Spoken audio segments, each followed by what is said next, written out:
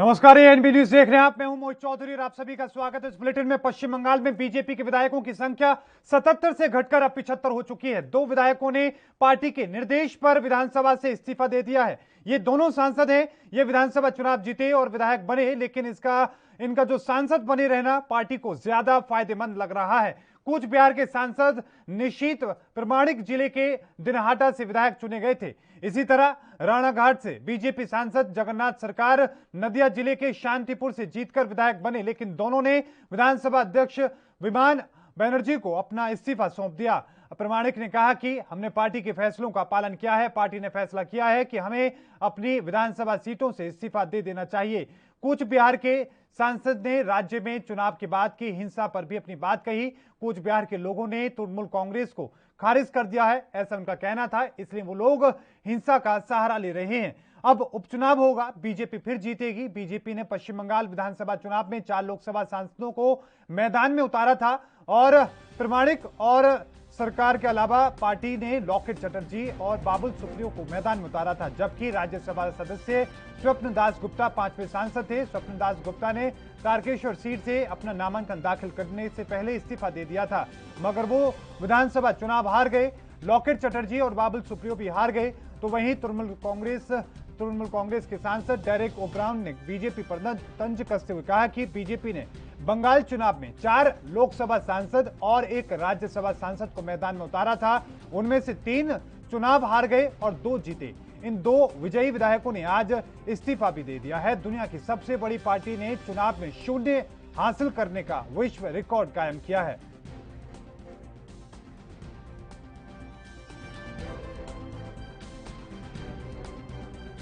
तो इसलिए पार्टी का जो सिद्धांत है, पार्टी का सिद्धांत था हम लोगों को 2021 का जो विधानसभा निर्वाचन है, बंगाल की चुनाव में खड़ा होना, और हम लोग खड़ा भी हुआ और जीत के भी आया।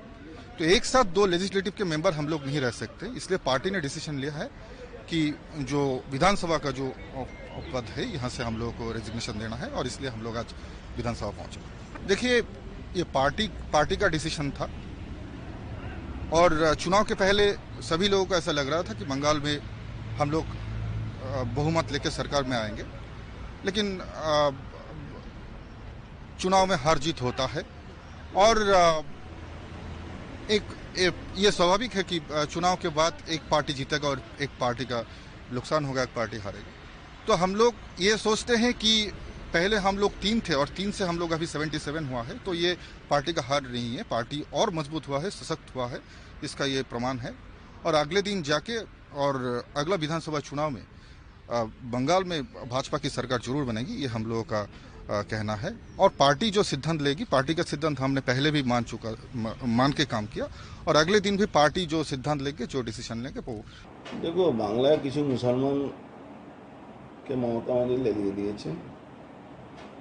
তারা ভাবছে 4টে-5টে বম চারদিকে রাতভর মারছে, আর পুলিশ ওদেরকে প্রোটেকশন দিয়ে ঘুরিয়ে। আমি শুনেছিলাম ইসলাম ধর্মে বলা আছে कि যখন রোজা রমজান চলে তখন কিন্তু কোনো অপরাধী অপরাধ করে না মুসলমানদের, কিন্তু পুরোটাই উল্টো দেখি। মমতা ব্যানার্জি সরকারকে যেহেতু মুসলিমরা ক্ষমতায় এনেছে, তাদেরকে একদম উনি বহাল তবিয়তে ছেড়ে দিয়েছে। এবার যত খুন করো, রাজধানী করো, গুন্ডামি करो, बम चलाओ। तो दोनों के बयान आपने सुने। इसी को लेकर हम चर्चा करने की कोशिश करेंगे कि नतीजे आने के बाद भी आज भी हिंसा चल रही है। आज भी कई जगहों पर बीजेपी के कार्यकर्ता या फिर सांसद विधायकों पर हमले की बात कही जाती है। तो वहीं ऐसे में बीजेपी के 2 विधायकों ने इस्तीफा दिया है, इसके क्या कुछ मायने हैं? हमारे साथ दोनों मेहमान बन चुके हैं। नेहा शालिनी दुआ बीजेपी से, आपका बहुत बहुत स्वागत है मैम एएनपी न्यूज पर। संजय चक्रवर्ती हमारे साथ हैं टीएमसी से, आपका भी बहुत बहुत स्वागत है सर एएनपी न्यूज पर। सबसे पहले नेहा जी, मैं रुख आपका करना चाहूंगा, बीजेपी के 2 विधायकों ने इस्तीफा दिया है, क्या कहेंगे मैम? मोहित जी, ये बीजेपी के सांसदों ने इसलिए इस्तीफा दिया है। पहले तो इसे संवैधानिक तौर पे देखें तो कोई भी सांसद हो तो 2 पद पे नहीं रह सकते।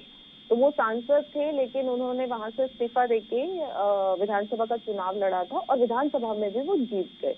तो अब लेकिन वो वापस अपनी सांसद सीट पे ही रहना चाहते हैं, क्योंकि जो इस वक्त हालात हैं पश्चिम बंगाल के, वहां ये हालात हैं कि विधानसभा चुनाव जीतने के बाद सभी विधायकों के ऊपर जानलेवा हमले हो रहे हैं। इनमें से कम 50 से करीब हैं, 47 के करीब, जिनको राष्ट्रीय सुरक्षा जो है वाई कैटेगरी में रखा गया है और गृह मंत्रालय की तरफ से उन्हें सुरक्षा दी जा रही है।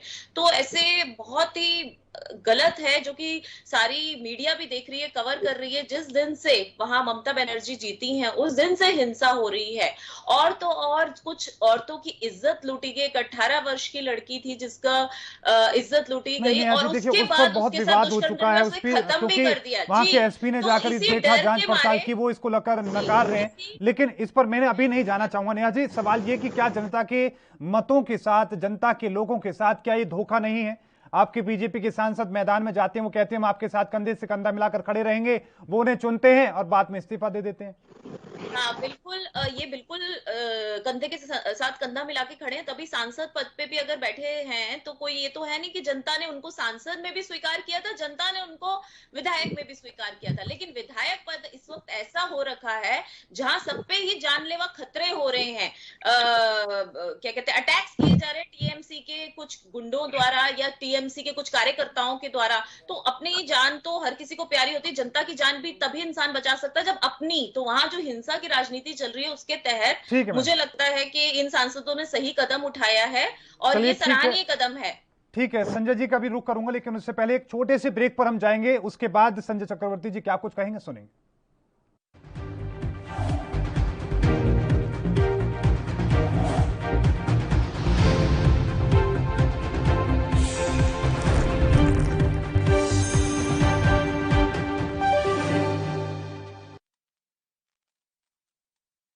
ਕੋਵਿਡ-19 ਟੀਕਾਕਰਨ ਸੁਰੱਖਿਅਤ ਹੈ। ਆਪਣੇ ਨੇੜਲੇ ਸਰਕਾਰੀ ਅਤੇ ਪ੍ਰਾਈਵੇਟ ਟੀਕਾਕਰਨ ਕੇਂਦਰ ਦਾ ਪਤਾ ਲਾਉਣ ਲਈ www.cowin.gov.in/home ਤੇ ਲੌਗਇਨ ਕਰੋ ਅਤੇ ਟੀਕਾਕਰਨ ਨਾਲ ਜੁੜੇ ਨੰਬਰ, ਜਗ੍ਹਾ ਅਤੇ ਹੋਰ ਸੂਚਨਾਵਾਂ ਬਾਰੇ ਜਾਣਕਾਰੀ ਹਾਸਲ ਕਰੋ। टीका लगाओ, परिवार बचाओ। पंजाब सरकार ਵੱਲੋਂ जनहित ਵਿੱਚ जारी। राष्ट्र धर्म रात 8 बजे सिर्फ ANB न्यूज पर।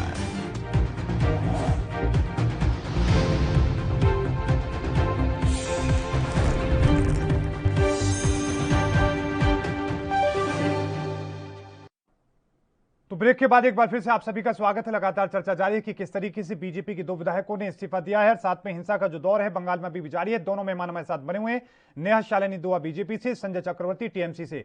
संजय जी, रुख में आपका करना चाहूंगा, जिस तरह की स्थिति आप देख रहे हैं कि हिंसा का दौर जारी है और ऐसे में बीजेपी के दो विधायकों ने इस्तीफा दिया है, दोनों चीजों पर सर क्या कहेंगे आप?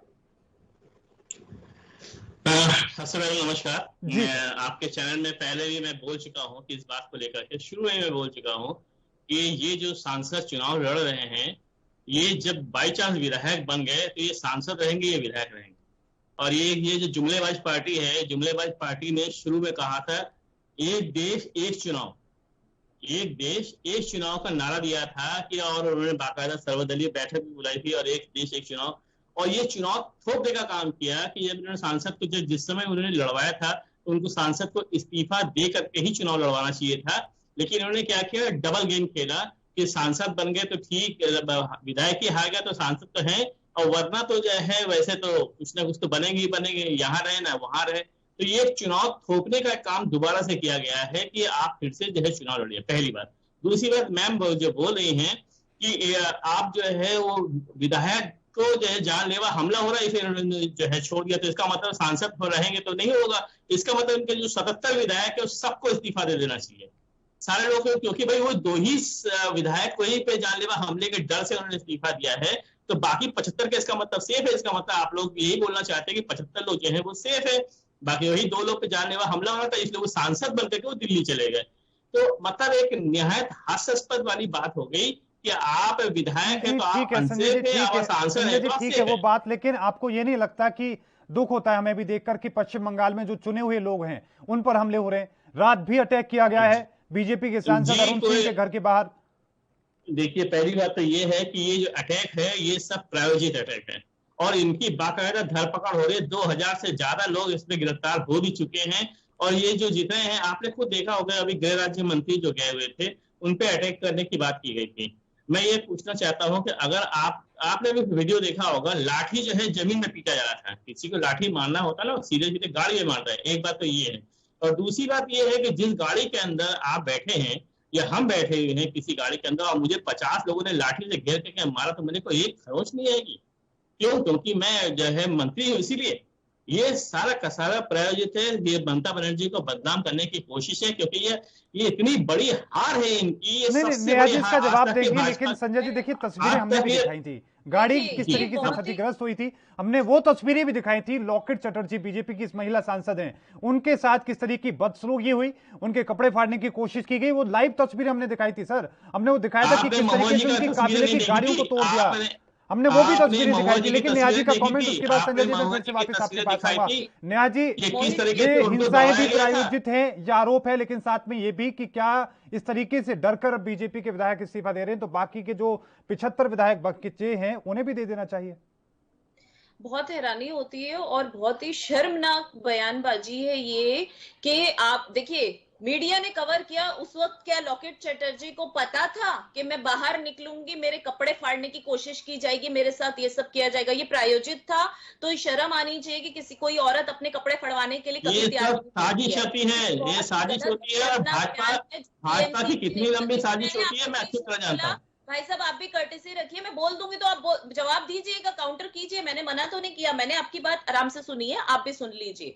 तो जो लॉकेट बनर्जी के चैटर्जी के साथ वो सबके सामने, मीडिया के सामने ये हुआ। और इसके अलावा जिस लड़की का बलात्कार हुआ और उसके बाद उसको मार दिया गया, ये सब कैसे प्रायोजित हो सकता है? आप बताइए। आज जो जहां से शुभेंदु अधिकारी जीते हैं नंदीग्राम से, अच्छा नहीं लगता है ऐसे बीच में टोकना। नेहा जी, जिस महिला की, जिस लड़की की आप बात कर रहे हैं, पहले से भी कई बार खुद बीजेपी के राष्ट्रीय अध्यक्ष जेपी नड्डा इसको लेकर कह चुके हैं, और कैलाश विजयवर्गीय उन्होंने भी इसको लेकर बयान दिया। लेकिन वहां के जो एसपी हैं वो उस महिला के घर पर गए, उनका बयान भी उन्होंने सार्वजनिक किया, उनके साथ इस तरह की कोई घटना नहीं हुई है। वहां की जो पुलिस है वो नकार रही है। उनका सिर्फ यही कहना है कि ये एक राजनीति के तहत इस तरह के बयान जो दिखाए जा रहे हैं।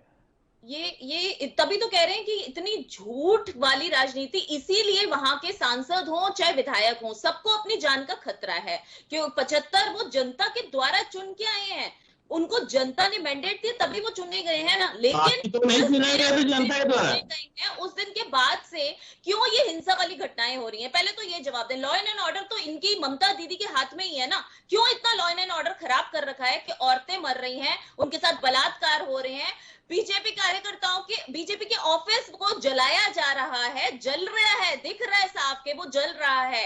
वहां पे बीजेपी कार्यकर्ताओं के घर तोड़े जा रहे हैं, किसी की मां को डंडे मारे जा रहे हैं क्योंकि वो बीजेपी कार्यकर्ता की मां है। ये नहीं देखा जा रहा कि वो 70 साल की है चाहे वो 80 साल की है, लेकिन उसको डंडों से मारा जा रहा है, पीटा जा रहा है। तो ये कैसे चलेगा? वहां अगर बीजेपी के कार्यकर्ता भी तो बंगाल की जनता है ना, वो क्या बंगाल में रहते नहीं? और अगर उन्होंने भाजपा को चुना है तो क्या उनको जीने का वहां कोई हक नहीं है? लेकिन नेहा जी, 2000 से ज्यादा लोगों को हिरासत में लिया गया है, बहुत सारे लोगों को गिरफ्तार किया गया है और लगातार इसको लेकर कार्रवाई जारी है पुलिस की। जी, इसके लिए मैं आपको बताती हूँ मोहित जी, अगर मीडिया हंगामा ना करती, इतना सारा कुछ ना दिखाया जाता कि जो सामने आ रहा है, तो मुझे नहीं लगता ममता बनर्जी ने 2 दिन में, जब वो चुनी गई, जब उन्होंने शपथ ली, उससे अगले दिन ही ये काम हो गया। 4 दिन बाद, 3 दिन बाद उनकी शपथ थी, शायद 3 या 2 दिन बाद, मुझे ध्यान नहीं है। लेकिन उससे पहले उन्होंने एक शब्द नहीं कहा कि ये जो गुंडागर्दी हो रही है इस पे मैं ये कार्रवाई करूंगी या वो कार्रवाई करूंगी। हम लोग बार-बार इसको लेके मैं कमेंट लूंगा संजय जी का भी इसको लेकर, लेकिन उससे पहले एक और छोटे से ब्रेक पर जाएंगे और ब्रेक के उस पार भी चर्चा का सिलसिला लगातार जारी है।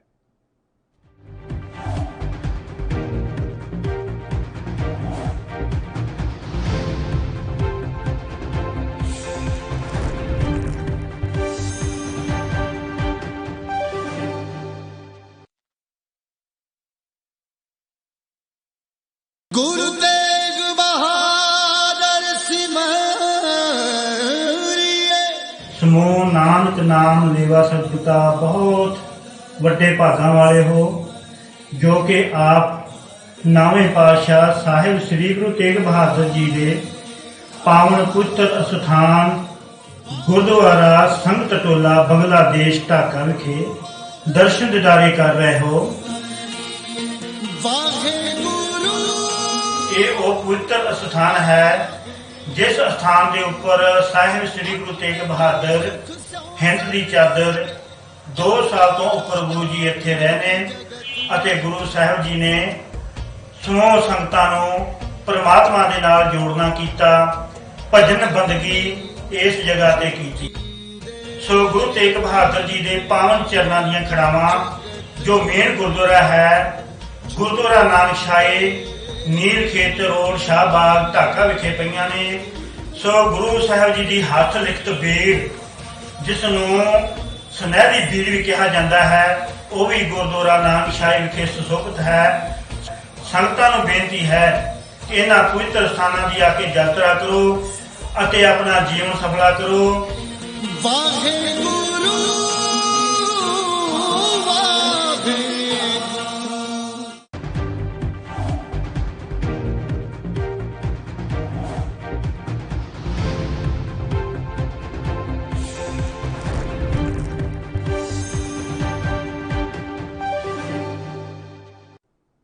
तो ब्रेक के बाद एक बार फिर से आप सभी का स्वागत है। लगातार चर्चा जारी, हमारे साथ दोनों मेहमान बने हुए हैं। संजय जी, रुख में आपका करना चाहूंगा, आप क्या कुछ काउंटर करना चाह रहे थे? साथ में ये भी कि जिस तरह की स्थिति फिलहाल वहां पर मौके पर मौजूद है, अब तो आपको कड़ा एक्शन लेना होगा, सिर्फ पुलिस की हिरासत में या गिरफ्तारी लेने से तो बात नहीं बन पाएगी। तो ये है कि अभी जैसे कहा था लाठी से मारा है, डंडा से मारा है, सीए लिटा, इस तरह से किया गया है। पहली बात है वीडियो जो जितनी भी जारी हुई है ये आईटी सेल का, इनका बीजेपी का जो आईटी सेल जो सबसे ज्यादा मजबूत है इस देश के अंदर, लगभग 60% वीडियो जो है वो फेक है। और साथ में कुछ वीडियो ऐसे थे जो बंगाल के थे नहीं, बांग्लादेश के कुछ वीडियोस थे, उनको इन्होंने जो प्रस्तुत किया। और इसके पहले में वो भी थे, वो भी फेक है जी। मुझे बोलने दीजिए, अब आप मुझे बोलने दीजिए, मुझे बोलने दीजिए। जब आपका नंबर आएगा तो आप बोलिएगा। आपका नाम संजय चक्रवर्ती है, मेरा नाम है ना, तो मैं आपके बीच में नहीं बोला। मैं नहीं ठीक है सर, आराम से ठीक है। अभी आपको पता होगा कि एक माणिक मोइत्रा नाम के जो है बंदे को उन्होंने कहा था हिंसा में वो मार दिए गए, ठीक है, माणिक मोइत्रा। और बाकायदा राष्ट्रीय चैनल में उनको चलाया गया था, उनका फोटो निकाल करके दिखाया गया था कि इनको मार दिया गया। माणिक मोइत्रा ने 1300 किलोमीटर कोलकाता से 1300 किलोमीटर दूर उन्होंने लाइव आकर के एक राष्ट्रीय न्यूज चैनल में आकर लाइव आकर के बताया कि मैं मरा नहीं, मैं जिंदा हूँ, स्वस्थ हूँ, मुझे कहीं कुछ नहीं हुआ। उस समय बीजेपी के राष्ट्रीय प्रवक्ता के चेहरे का होश उड़ गया था, उनको जवाब देते नहीं बना था। इतना झूठ, इतना फरेब, इतना जुमलेबाजी का काम करते रहते हैं कि इनको इस बात का जो है पता ही नहीं होता है कि कोई आदमी मर गया है, अगर तो वो जिंदा कैसे हो गया, उसको अपने जिंदा आने के लिए बाकायदा लाइव टीवी में आना पड़ गया। तो इस तरीके से झूठ और फरेब की बात नहीं संजय जी, वो डॉक्टेड हो सकती है वो वीडियो, वो गलत जानकारी हो सकती है, लेकिन अर्जुन सिंह नहीं डॉक्टर नहीं, मैं इनके राष्ट्रीय प्रवक्ता की बात बोल रहा हूँ जो आकर के उन्होंने खुद कहा था कि माणिक मोइत्रा नाम के बंदे को मार दिया। बाकायदा उसकी फोटो दिखाई जा रही थी उसको लगातार, और वो माणिक मोइत्रा बाकायदा। अर्जुन सिंह बीजेपी सांसद हैं, रात उनके घर पर हथगोले से अटैक किया गया है सर। सुन लीजिए एक सेकंड, मैं पूरी बात मेरी बात कंप्लीट होने दीजिए जी। आप दिलीप घोष को तो जानते होंगे ना, इनके प्रदेश अध्यक्ष। आपको कहिएगा तो मैं आपके चैनल में वो वीडियो भेज दे रहा हूँ। ऐसे 5 जनसभाएं की हुई थी जहां पर उन्होंने कहा था कि 2 मई के बाद टीएमसी के कार्यकर्ताओं को घर से निकाल करके हम चौराहे पे ला के उनको उल्टा टांग देंगे, मीडिया कुछ नहीं कर पाएगी और आपकी पुलिस कुछ नहीं कर पाएगी।